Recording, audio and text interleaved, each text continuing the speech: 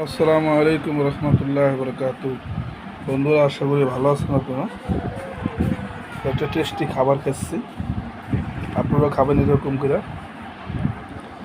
চালের গুঁড়ার রুটি, হ্যাঁ, বা চালের আটার রুটি, আর মুরগির গোস্ত কষা,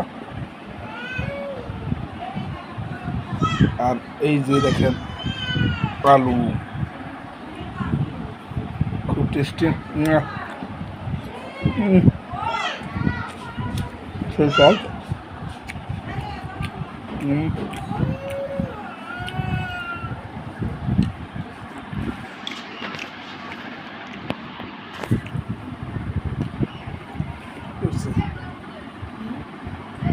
আরে গ্যাস নাই বুঝতে পারতেছেন। আর